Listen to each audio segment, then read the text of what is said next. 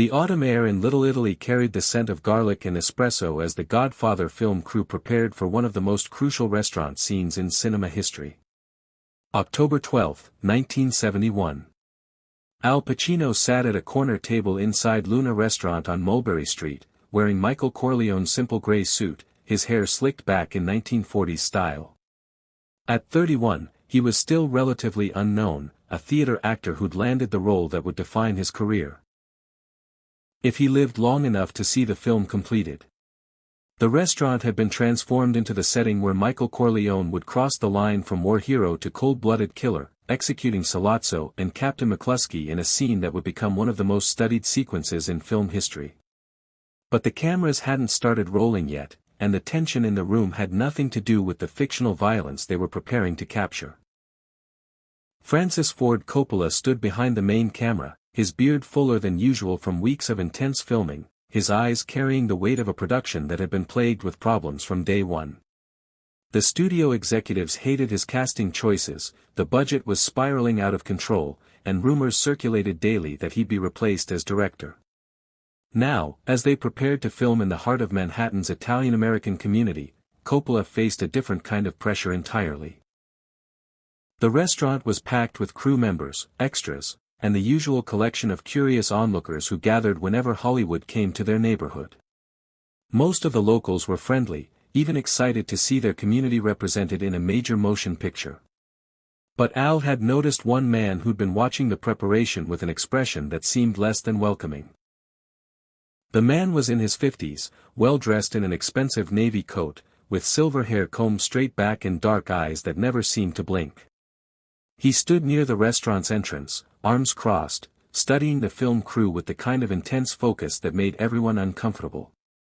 Several crew members had tried to approach him, assuming he was curious about the filming, but he dismissed them with curt nods and continued his observation. Al tried to focus on his preparation, running through Michael's psychological transformation one more time. This was the scene where the college boy became a killer, where innocence died and calculation took its place. It required complete concentration, total immersion in Michael's mindset. But the presence of the watching man made concentration nearly impossible. "Places, everyone," called Chuck Myers, the assistant director, his voice carrying the authority of someone who'd worked on dozens of films but never one that felt quite this dangerous. The crew began moving into position, cameras rolling into place, lights adjusting for the perfect shot. Al remained seated at his table, trying to find Michael Corleone's center while fighting the distraction of being watched. The scene required Al to sit calmly at the table with Richard Castellano and Abe Vigata, discussing the planned execution with controlled intensity before excusing himself to retrieve the hidden gun. It was a master class in building tension through understatement, and Al had rehearsed it dozens of times. But as the cameras prepared to roll, the well-dressed man near the entrance began walking toward their table. "Excuse me," the man said, his voice carrying a Brooklyn accent thick with authority. "I need to speak with the actor." The entire restaurant fell silent. Coppola looked up from behind the camera, his expression immediately alert. This wasn't part of the script, wasn't one of their hired extras. This was something else entirely. "We're about to shoot a scene," Myers said diplomatically, stepping forward to intercept the man. "If you could wait just a few minutes." "I'm not waiting," the man replied, his voice calm but carrying an undertone that made everyone in the restaurant suddenly more alert. "I said I need to speak with the actor. Now." Al felt his stomach tighten, but he remained seated, uncertain whether standing would make the situation better or worse. The man wasn't large physically, but something about his presence commanded immediate attention from everyone in the room. "Sir, I'm the director," Coppola said, moving cautiously toward the man. "If there's a problem with the filming, I'd be happy to discuss." "I'm not talking to you," the man interrupted, his eyes never leaving Al's face. "I'm talking to him. The one playing Michael Corleone." The way he said, "playing," carried unmistakable contempt, as if the very idea of someone pretending to be a member of the Corleone family was personally insulting. Al remained motionless, every instinct telling him that this situation was far more dangerous than any scene they were filming. "What can I do for you?" Al asked, his voice carefully neutral, trying to project calm while his heart raced. The man walked closer to the table, his expensive leather shoes clicking against the restaurant's tile floor. When he stopped, he was close enough that Al could smell his cologne and see the quality of his suit, not movie costume quality, but the kind of clothing that suggested serious money and serious connections. "You can stop," the man said simply. "Stop what?" Al replied, though he suspected he already knew the answer. "Stop making this movie. Stop pretending to be something you're not. Stop disrespecting things you don't understand." The restaurant had gone completely silent except for the low hum of the film equipment. Camera operators stood frozen behind their equipment, unsure whether to keep rolling or shut down. Extras who'd been excited about being in a movie suddenly looked like they wanted to be anywhere else. "Sir," Coppola tried again, "this is a legitimate film production. We have all the necessary permits." The man turned to look at Coppola, and something in his expression made the director stop talking mid-sentence. "I don't care about your permits," the man said, his voice still calm but carrying a quality that made everyone listening understand that they were dealing with someone accustomed to having his words taken very seriously. He turned back to Al, who remained seated at the table, trying to project confidence while fighting every instinct that told him to run. "You think you understand what you're portraying?" the man asked. "You think spending a few months reading a script makes you qualified to represent our families, our traditions, our way of life?"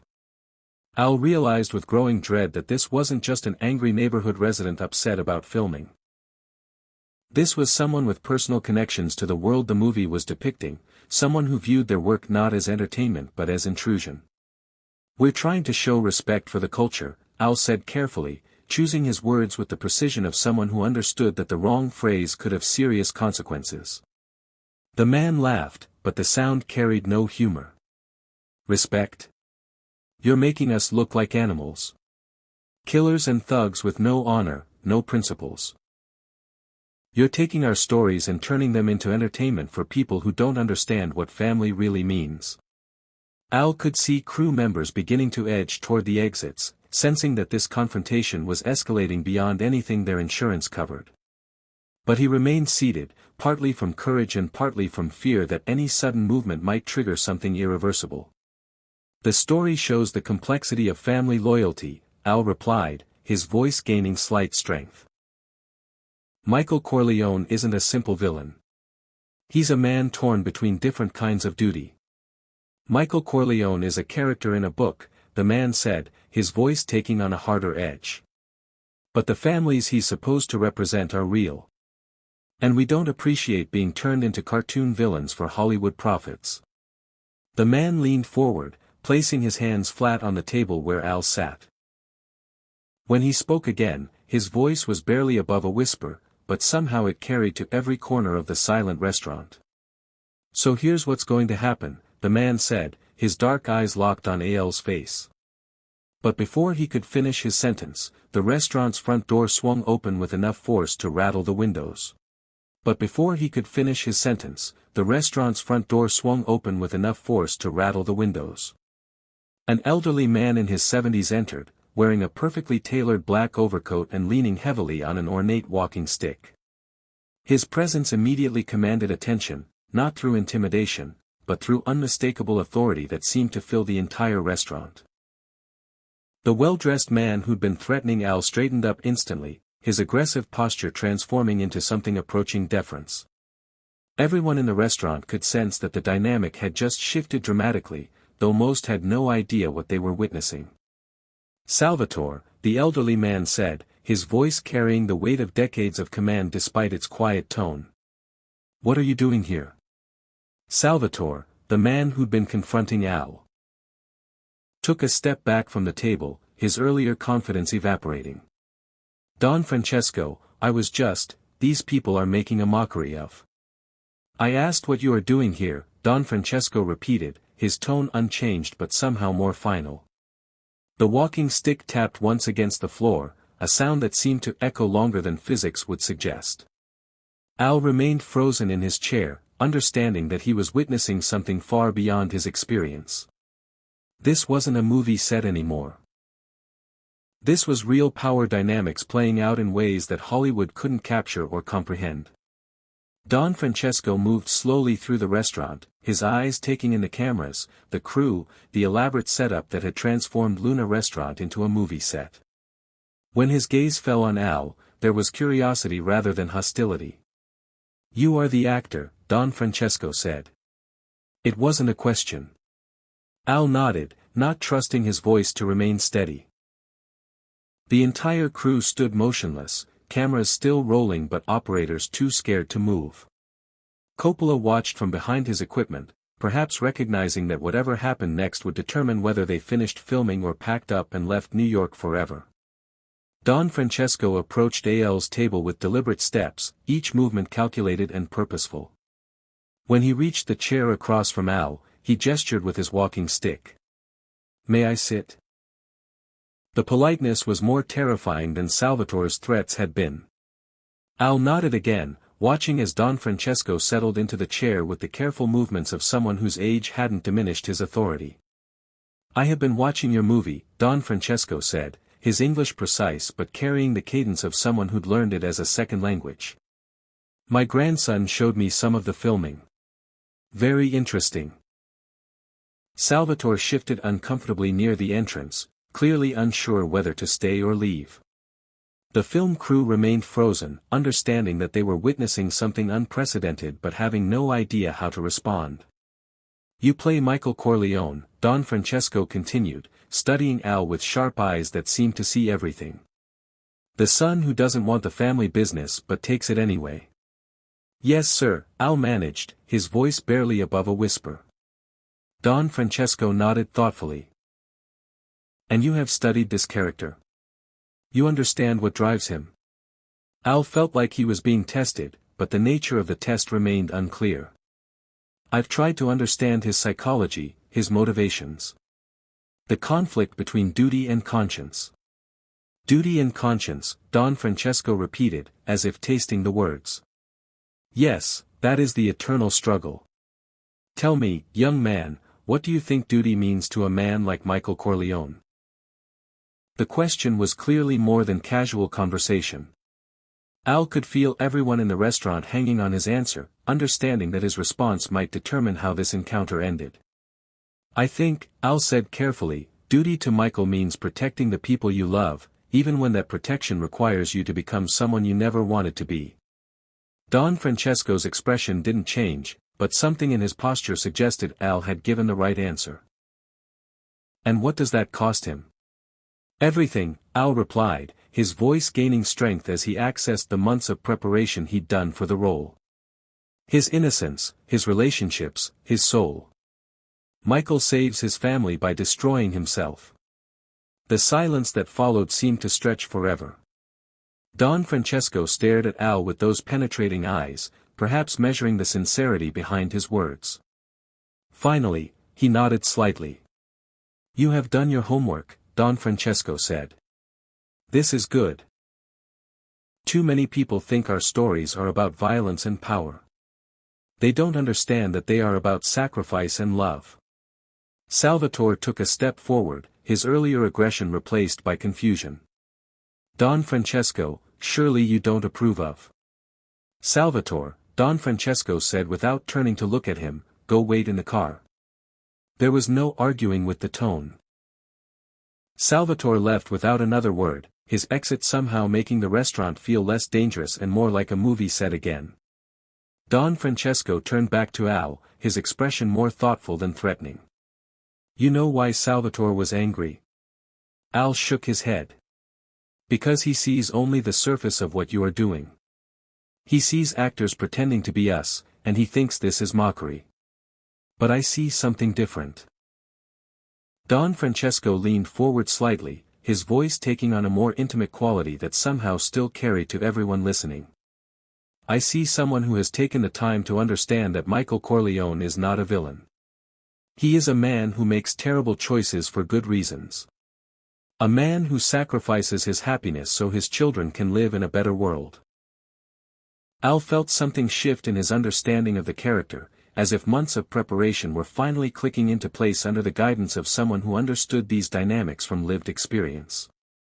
The real Michael Corleones of this world, Don Francesco continued, they don't enjoy the violence. They don't celebrate the power. They carry the weight of decisions that other people could never make, decisions that cost them everything they care about. Don Francesco stood slowly, his walking stick supporting him as he rose. You show that in your performance, young man. You show the pain, not just the power. That is why I am not angry about your movie. The elderly man moved around the table to where Al sat, placing a weathered hand on his shoulder. The gesture was gentle but carried the weight of blessing. But I want to tell you something, Don Francesco said, his voice dropping lower. When you play Michael Corleone, you are representing the story of every man who has ever had to choose between what he wants and what his family needs. That is a sacred responsibility. Al looked up at Don Francesco, understanding that he was receiving guidance that no acting coach could provide. I won't take that responsibility lightly. Good, Don Francesco said. Because the audience will see the truth in your eyes. They will know if you are just pretending or if you understand what it costs to be Michael Corleone. Don Francesco began walking toward the exit, his cane tapping rhythmically against the floor. At the door, he paused and looked back at the film crew. Continue your work, he said to Coppola. Tell the story truthfully, and you have nothing to fear from us. With that, Don Francesco left, taking with him the tension that had filled the restaurant for the past 20 minutes. The crew remained motionless for several seconds, processing what they had just witnessed. Cut, Coppola finally called, though the cameras had been rolling throughout the entire encounter. That's not what I expected when we came here today. Al sat in his chair, still feeling the weight of Don Francesco's hand on his shoulder, still processing the unexpected lesson in character development he'd just received. The threat that had terrified him had transformed into artistic guidance from someone who understood Michael Corleone's world from the inside. Al, Coppola said, approaching the table, are you okay? Do you want to take a break before we shoot the scene? Al looked around the restaurant, at the crew members who were slowly returning to their positions, at the table where he'd just received the most important acting direction of his career. No, Al said, his voice carrying a new quality that surprised even him. Let's do this scene now. I think I finally understand who Michael really is. The scene they filmed that day became one of the most celebrated sequences in cinema history. Al's performance carried a depth and authenticity that critics and audiences recognized as something special, though none of them knew about the conversation that had informed every choice he made. Don Francesco never spoke publicly about the encounter, but word spread through certain circles that the Godfather film had received unofficial approval from people whose opinions mattered in neighborhoods where family loyalty wasn't just a movie theme.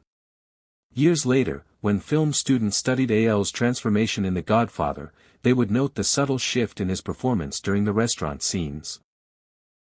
A deeper understanding of Michael's psychology that seemed to come from somewhere beyond typical acting preparation. Al never spoke publicly about his encounter with Don Francesco, understanding that some lessons were meant to be absorbed rather than shared.